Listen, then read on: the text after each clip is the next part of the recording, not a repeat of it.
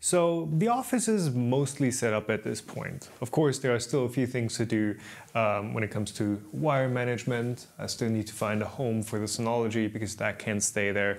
And of course, I need to hang the info panel, which will go right in front of this cat and dog decal that the previous renter left in here. But there's one thing where I screwed up and I want to fix that today. You see, we've got two tables here. These are both adjustable height standing desks. This one's electric, this one's a manual crank. And I got these beautiful, massive birch tabletops for them. But when I installed the hardware for the crank mechanism on this one, I actually stopped paying attention for a second and ended up drilling all the way through this table. Now I could take the easy way out, just pop a dowel in there, cut it off flush, sand it down and repaint it, and you know, it would be usable. But I thought, well, we're already digging into this table's surface, why not make it pretty? Why not fix it with gold? And since the nice people from Shaper actually gave me one of their Shaper Origin units to try out, I thought, well, what better opportunity than this to try and put it to some good use. This is, I guess, a handheld CNC router or a mobile CNC router.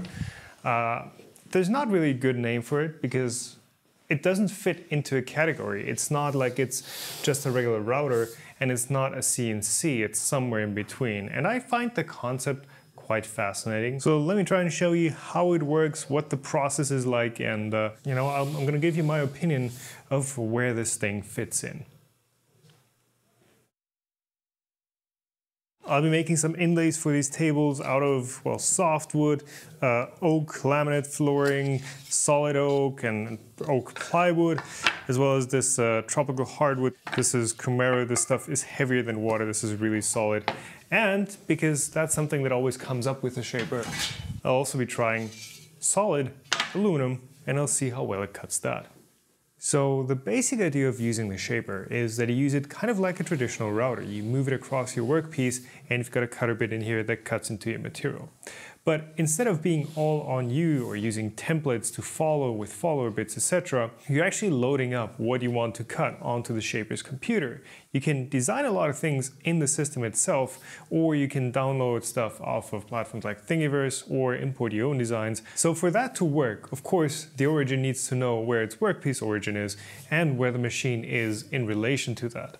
So for that, it is using an optical tracker. You can see there's a camera behind the system back here, and it's looking for these dot patterns on what they call a Shaper tape. So the idea is you put this stuff all over your workpiece and you can cut through it if you want to because it's just a simple paper tape. But for a lot of things you don't need to put down fresh tape, you don't need to cut through it. So what I'm actually going to try right away is to put it onto a sheet of paper instead and then reuse this between jobs. I'll just tape this down and place it in the field of view of the machine, and that should still allow it to orient itself, but I can reuse this sheet of paper. This is a bit more Shaper tape than you actually need, but since I can reuse this sheet of paper, you know, it doesn't hurt to put a bit more onto it. The Shaper Origin software kind of divides your cutting process into 3 separate steps. You start with scanning your workpiece, then you can design what you want to cut, and then you jump into actually doing the cutting. Typically you'll jump between designing and cutting, but you can also jump back into scan mode and add more tape to your part, or for example update your scan with like pencil marks you've put on your workpiece. The tracking using the Shaper tape is actually pretty robust. Shaper had invited me to one of their first cut workshops where you can basically try out the Shaper Origin under supervision, and if you run into any issues, there are experts there to help you through the process. And of course, one of the main things that I would do is to try and break the tracking, try and confuse the machine, but it held up remarkably well. I've tried stretching the tape, not putting it on straight, having it at a different height than the machine's work surface, but it just kept on pushing right through anything I tried to throw at it. So I'm pretty confident that even though I got a few wrinkles on this, and you know, in the real world you're never going to put this tape on perfectly, it's still going to track just fine and give you very accurate cutting results. So again, typically you would put your Shaper tape right onto your workpiece, and actually I'll do one strip right here just to let us scan this hole, but because I'm a cheapskate, I'm using this reusable tracking paper now. So step number 1 is to scan your workpiece. We get a live feed of the camera, so we can do start scan, and now we just move the origin around and you can see it's kind of like line scanning your workpiece right in front of you. Again, this tracking algorithm is actually pretty robust, so you can just take the machine right off of your workpiece, float it around, and it will try and align itself using those tracking markers. So now that we've scanned the workpiece, it looks like not much has changed, but what we're actually seeing here is not a live display of what the camera is seeing anymore, but a representation of what the machine has scanned. And you can see how, the live camera view is tracking those markers and reconstructing its position from that. So basically now this crosshair that we're getting is exactly where the center of our cutter is.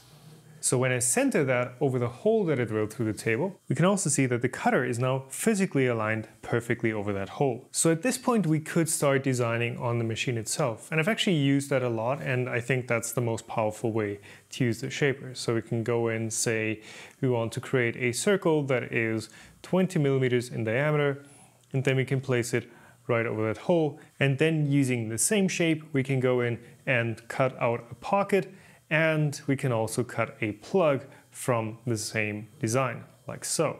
But if all we're doing is just to make a simple round plug, we wouldn't need to use the shaper. We could do that with any other tool as well. So instead what I want to do is to use this dog paw SVG that I found on Flat Icons and cut out a pocket and the matching plugs using that. I'm going to scale it up to 30 millimeters wide.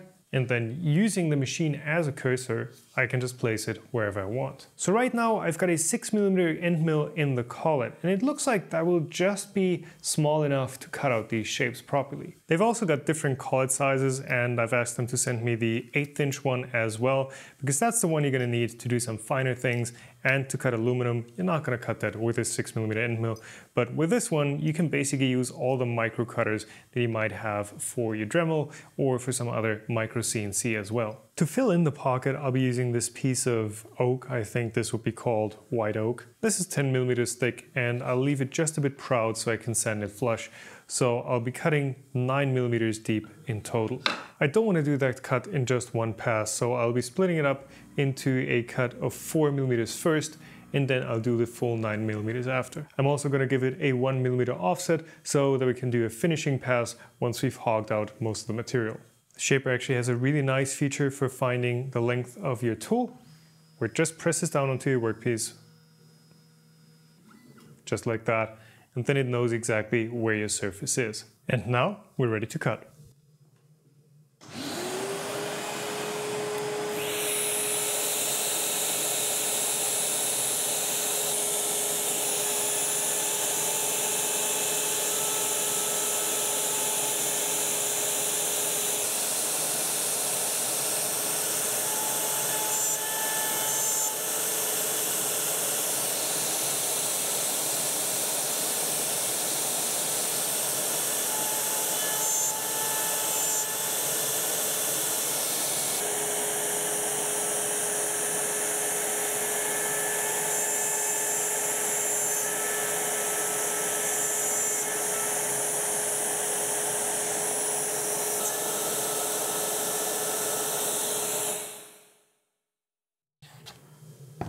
I would say that's actually a pretty nice cut.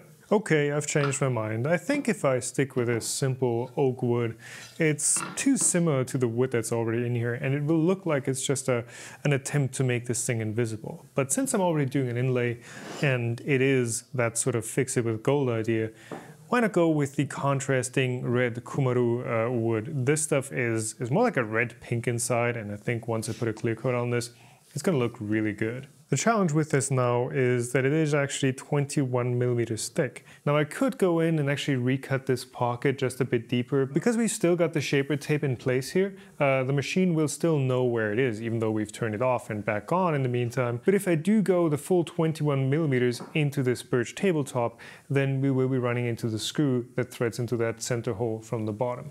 So instead what I'll be doing is I'll take a 2-pass approach on this piece of Kumaru. I'll first come in and kind of thin this thing down and pocket out the backside, and then I'll flip it around and I'll actually cut the inlays from the front. Now of course that would be way easier to do with a thickness planer, but I don't have a thickness planer. So I'm going to use the shaper for that as well. Now, the recommendation from shaper for cutting little pieces for inlays like this is to actually make yourself a permanent inlay tracking board that is the same thickness as your typical inlay material, and just reuse that whenever you have to cut something out of this material. In my case, I'm just using a pile of scraps that I've taped together. This is going to work just as well. But of course, if you are more regularly doing inlays from a material that you know the thickness of, it does make sense to make yourself a tracking board out of that same material.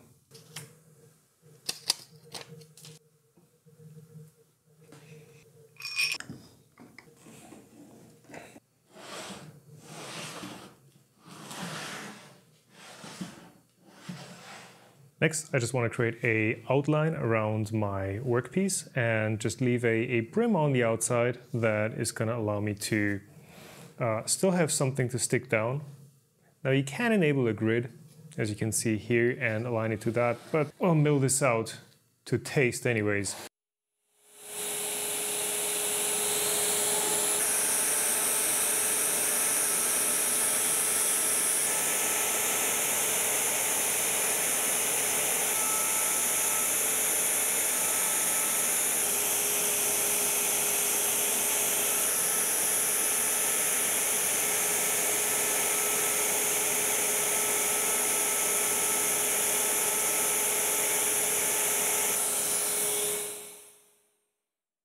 Now, I just realized that I can actually go in here and just import my paw SVG again, scale it up to the same size that we had before, which is 30 millimeters wide, and just place it on the pocket that we just cut to see if the paw is gonna fit. And it looks like we're just barely gonna make it. So I'll just keep on going, and then I'll flip this part around.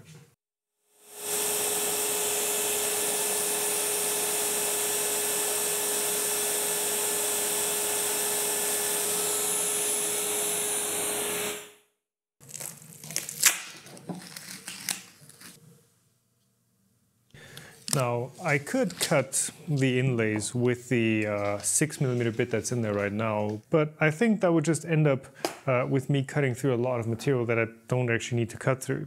So I'll swap this one out for the 3mm bit that's included with the shaper kit. And to do that, we take out the router itself. This is like a small trim router, and this one just has a collet on there that you can lock as on any other trim router, and then open up. Bit more to actually break the router loose. There we go. And then we can swap this for the other included 3mm bit right there.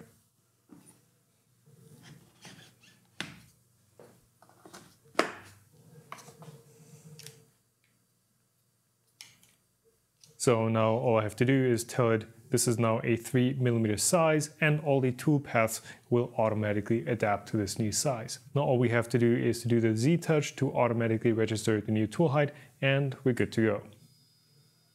So because we've actually changed our workspace around, I do want to jump back into the scan area and say add to scan. This is going to update whatever the machine thinks it has seen and register it with the new imagery that it has just recorded. As we remove our pen line, we can see that, yeah, we're now working on a fresh, uncut surface, and I can position my inlay parts exactly where I need to. So now we can just do the same thing as before, import the dog paw SVG, scale it to size, and then place it on our piece of wood. Now, I'm actually going to cut this out in stages because on each pass, the router will cut into the inlay bits that I need. So first I'm going to cut out like tone number 1 and 3, then I'll cut out tone number 2 and 4, and then I'll cut out the palm on a separate pass.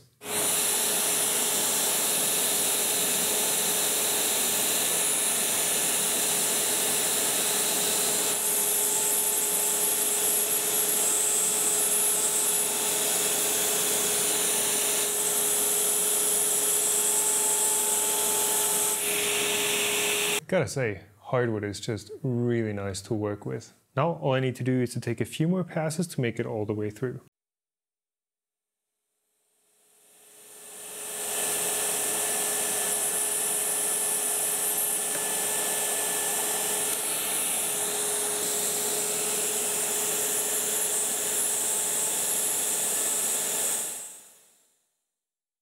On pawn number 1, I've accidentally jerked the shaper origin a bit too quickly, so now this has a nick on the side. It wasn't able to correct for that quickly enough, so I'll need to recut that somewhere down here where there's still some space.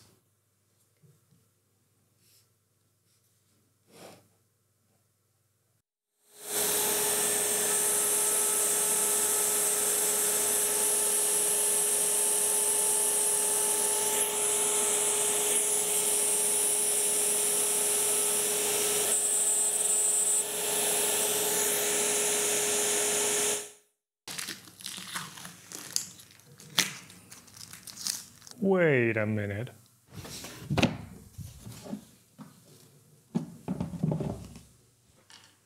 I guess anyone with a bit more CNC experience than me could have seen this one coming a mile away. I guess just leaving it with this side down and then cutting into a wasteboard would have been the better option. And I think that's what people usually do, right? I just manually stopped short of going around all the way this time, and this wood is pretty crazy.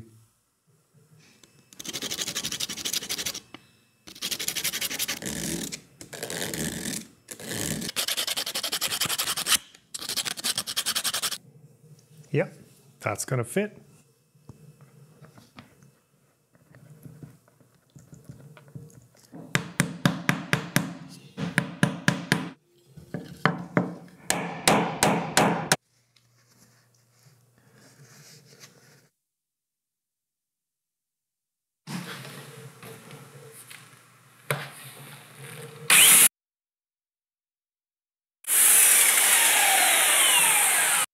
I'm gonna put some varnish on this before the weekend so it can cure while we're not in the office. But to give it a quick test of how it's gonna look, I'm just gonna wet it down real quick. And yeah, I think this turned out very, very nicely.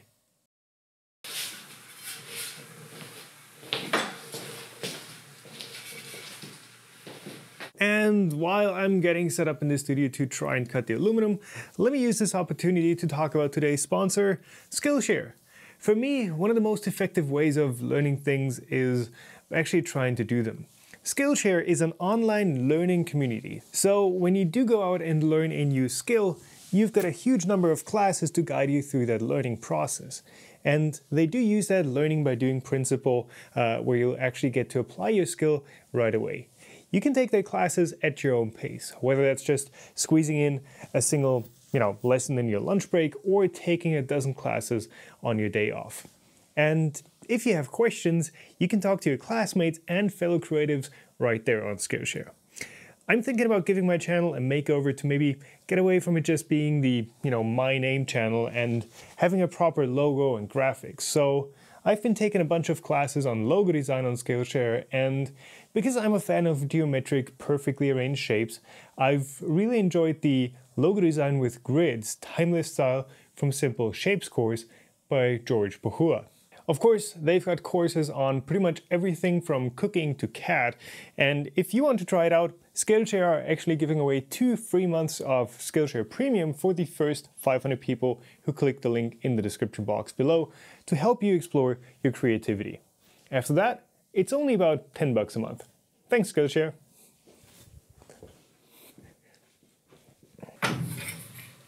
So, back to the shaper. I think cuts in aluminum are mostly going to be functional components. So I've designed a plate for my future Halloween testing jig. This is just a sample, but it's going to fit real components. And I'm going to try to cut this out on the shaper out of aluminum. So because the shaper needs an SVG and not a DXF, Fusion doesn't come with the functionality to export that, but Shaper make a plugin for Fusion that just lets you select any face you want and directly save that as an SVG, which is super convenient. You can upload the SVG onto Shaper Hub and have it sync through the cloud, but I've just put it onto the included USB drive, which is going to plug into the Shaper origin directly.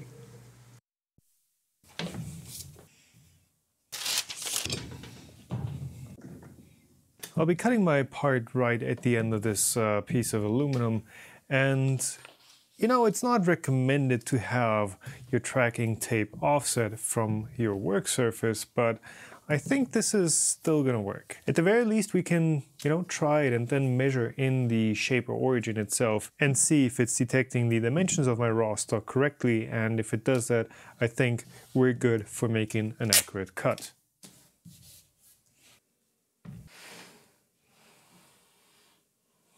So if you go in here and create a grid in the Shaper's UI, we can actually start measuring things. So the way this works is that you're actually going to be using the tool that you've got mounted in your chuck to probe your workpiece. So we're going to create a new grid. It's going to ask us to probe the front edge of the part. So I've got the tool lowered enough so that I can push it into my stock, and then I'll move it to the left, touch off again on the workpiece, probe it, and lastly we need one more point just on the left edge and probe the Y edge. So now we have a grid that should line up with our stock pretty well. So as I move the origin towards the edge of our workpiece, that would be right here, you can see that it is quite far off from the 100 millimeters that I was expecting. But actually, if I look at the cutter, it is spot on. It's just the preview image that's been taken at an angle and so is not quite correct. But the tracking itself is still working really reliably, and I can go ahead and start placing my design on our stock. Because we've now got the grid turned on, it automatically snaps to it, but of course we can turn that off and still place it onto our raw material. I'm just going to confirm it right there. Now, because I don't really know how the shaper is going to take cutting into this sort of aluminum, I'm actually going to use the 1/8 inch collet and some of these cheaper cutters that I mentioned before. These are less than $1 a piece. These are 2 flute, 1/8 inch. The seller calls them solid carbide. I don't know. They do a decent job of cutting into aluminum. And if it does break, it's not that huge of a loss.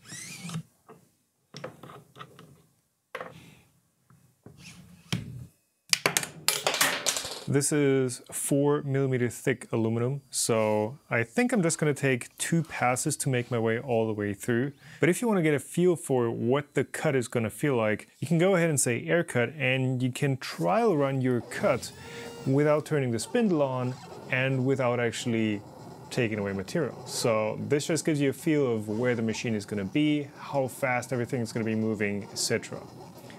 My first cut is actually going to be this through hole that the machine can cut all by itself in helix mode.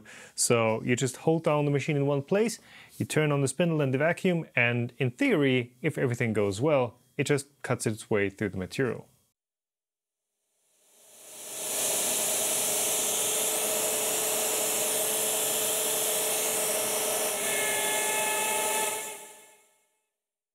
The official shaper documentation isn't giving you numbers for aluminum like, hey, this is definitely going to work, and just says you're going to have to figure it out yourself. So in this case, I think I was going just a bit too slowly, but I'm just going to increase the feeds and try again here. One thing to note as well, the aluminum that I'm cutting here is not a milling grade aluminum. It's just simple rolled sheet material, so it's not that great to cut in the first place.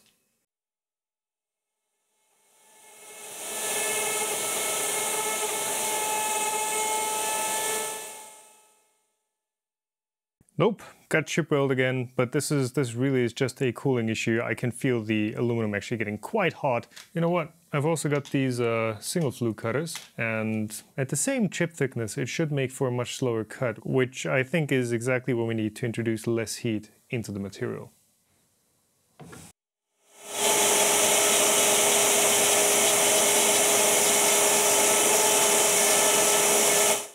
Yeah, I don't think this is working out too well.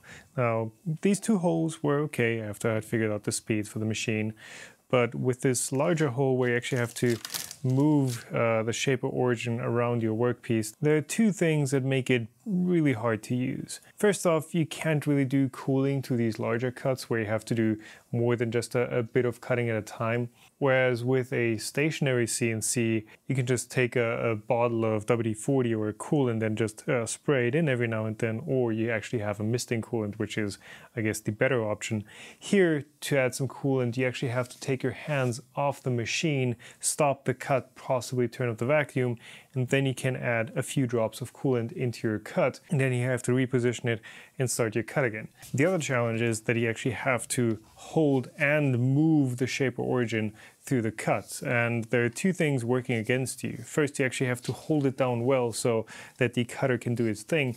And then you have to deliberately push it along the path. And that just takes quite a bit of effort. For me, it was almost impossible to keep up with the machine. And you have to do it smoothly, because if you just jerk the origin, it's going to crash into your cut, because it corrects pretty quickly, but it can't correct like that quickly. You can see the display has a bit of delay between when I move the machine and when that is updating. The correction in motion actually works a bit quicker than what we're seeing on the screen, but it still can't correct for, you jamming the bit into the side of the cut and the machine just taking, a sideways shortcut. So I guess the shaper origin technically can do aluminum, but there are a lot of things working against it. If you just want to engrave aluminum, make a sign or something, I think it's going to work perfectly. Or if you just want to cut through a thin 1mm sheet and cut out like a badge or something, that's also going to work just fine. But if you have a rather solid chunk of aluminum that you want to cut into, well, that's either going to be pretty tedious at least, or at worst, just going to require you to pull off some nasty hacks to get it working. Now, I've seen the shaper origin do brass a lot better than it does aluminum, because brass typically is a material that is just much nicer to machine. It doesn't smear as much, it doesn't clog up your bits. It's, I guess, a bit more brittle and just cuts a lot nicer. Mostly though, this is a machine that is just very comfortable with wood, and the metal cutting abilities are more of a, well, if you really have to, you can somehow make it work feature. So where does the shaper origin fit in? I mean, it's interesting because it's still not a CNC or a router. It's somewhere in between. The capabilities of the machine, like what complexity of a toolpath it can cut, are very much in line with what a CNC would do. But the way you use it and the way the machine feels, it's more like a router. So I guess one of the terms I would describe it with is a router with an aimbot. Because of the form factor and the way that you use it, it has some of the same limitations as a router. Like, you can't really make bigger pockets than the base, so you can't like hog out a large piece on a piece of wood, because it's just gonna fall into that hole and it's just not gonna be stable. Also, if you want to work on small pieces, that aluminum sheet was already borderline too small for it to have a stable seat on that base. You always need to shim around your part if you have just a single item that you're cutting in. But of course, where that limitation does not apply is when you're cutting into larger items, like a full sheet of plywood or a tabletop, or the floor, and you want to make inlays for that. Then the form factor and the way of using this machine actually works really well. One of the things I do like about the shaper, and that I think makes it much easier to get into, like, don't get me wrong, it still takes a learning curve to work efficiently with the shaper origin, but just to get into it, it's really helpful that it's just a machine. You can cut with only what you have, or what I have in front of me here, because you don't have that workflow of having to learn CAD, having to learn CAM to process your files, then somehow transferring that to your machine and jumping back and forth from the computer to your router, to your CNC mill, and trying to figure out what works and what doesn't. You can all do that on the shaper origin itself. And I've actually done a speaker project with a friend where we built a compact DSP-driven speaker with 2 woofers, 2 tweeters, and we made the entire front plate just on the shaper itself. Between having the plan for it and having the finished part, we never touched the computer. We did the entire layout and cutting and camming on the shaper itself, and that is very satisfying to use. Now, when talking about the shaper origin, of course, you also have to talk about shaper tape. This tape is very much a consumable. One roll is $18 and lasts 1.5 sheets of 4x8 plywood. So if you're doing those larger projects, you are going to be using quite a lot of this tape. There are some ways that you can use less tape, like using reusable sheets, or if you have a fixture that you commonly chuck your parts into, you can just tape up that fixture and not each individual part, which obviously makes more sense because your router, your shaper, is going to be sitting on your workpiece anyways. In the time that I've been using the Shaper Origin, I didn't feel like this was a significant extra cost on top of things. I mean, you're still going to be spending money on router bits, sandpaper, finishes, etc., etc. This goes into that pile of consumables and small goods. The cost of shaper tape is not going to break your project's budget, but of course it is an added cost on top of things. The Origin used to have the feature where it could actually track your wood's grain, the wood structure itself, with that camera and use that without any tape at all. And I think that would be a really neat feature if that ever came back. In the words of the Shaper team, it's that the fiducial markers on the tape provided better contrast and a more reliable tracking experience. I wish there was that option that you could switch back and forth between having the unreliable grain tracking and tracking with tape, but I can see why they went with tape tracking only. It's just a continued revenue stream for the Shaper team. Because if you buy the Shaper Origin, yes, it's €2,500-ish, somewhere in that ballpark. That is a lot of money for a tool. Compare that to a large panel size CNC router. It's still cheaper. Of course, here you do the manual work, but what I'm getting at is this machine is mostly software driven. So the moment I took it out of the box, the first thing it did was to download an update. So now my Origin can do text in the machine itself. It has a finger joint assistant, and those are things that you as a customer don't pay for. It's free upgrades. There's no subscription service attached to the machine itself like there is with, say, Nest products, where you buy the product and then you pay like 15 or 20 bucks a month on top of what you've already paid.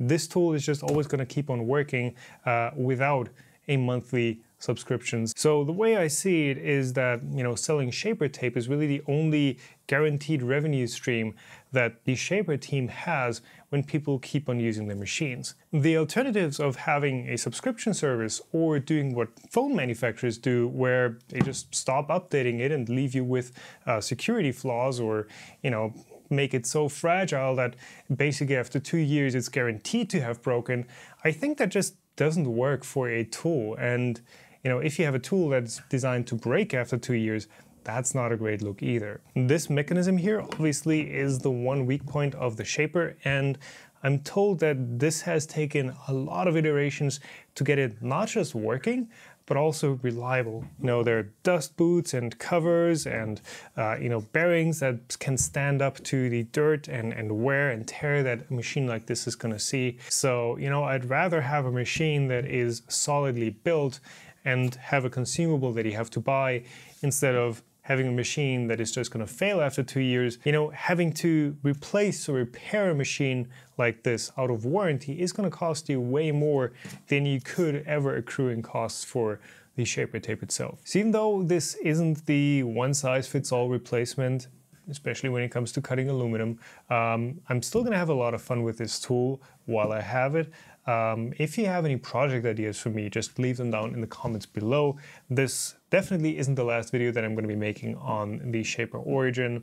It's just really satisfying to use, You can find the links to the paw SVG that I used down in the description below. Also, of course, I'll be linking the Shaper. And yeah, I want to say thank you for watching. Keep on making, and I will see you in the next one.